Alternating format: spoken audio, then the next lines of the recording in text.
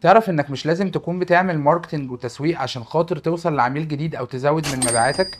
ما سألتش نفسك ليه لحد النهاردة في ناس كتير جدا من البراندات الكبيرة بتعمل ماركتنج واعلانات، وانت ماشي في الشارع بتشوف اعلانات اوت دورز كتيرة قوي لشركات كبيرة زي اورنج وفودافون واتصالات وغيره. على التلفزيون بتشوف لهم اعلانات باستمرار، وبيجيبوا نجوم وانفلونسر وبيعملوا اعلانات على الديجيتال ماركتنج وفي كل مكان.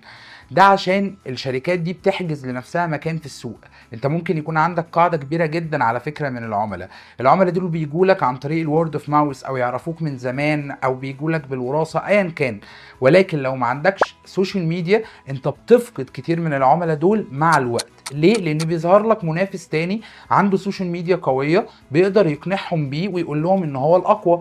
فحتى لو انت مش محتاج تعمل سوشيال ميديا ماركتنج، او مش محتاج تعمل ماركتنج عشان تزود من مبيعاتك، انت محتاج تعمل ماركتنج عشان تقول انا موجود، عشان تحافظ على العميل بتاعك. خد بالك، من اقوى انواع الماركتنج هو الورد اوف ماوس. لو انا وواحد صاحبي قاعدين النهارده وبقول له ايه رايك في المكان الفلاني، او برشح له مكان يروح يستفيد منه بخدمه او منتج، اول حاجه صاحبي ده هيعملها هو انه هيعمل سيرش على سوشيال ميديا الاول عشان يشوف المكان اللي انا بكلمه عنه ده.